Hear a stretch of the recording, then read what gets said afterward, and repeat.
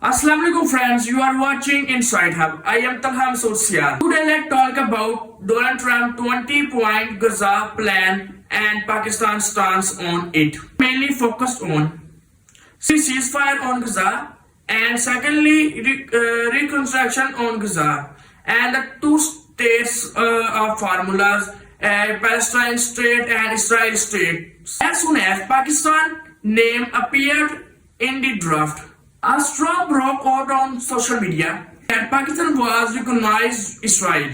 But they are facts. Pakistan called the initiative welcome, but only in the sense that if it dare the ceasefire and humanitarian relief, it is positive. It does not recognize Israel. Soon after the foreign minister of Pakistan clarified the version of the United States was not a original draft. It had been made to it.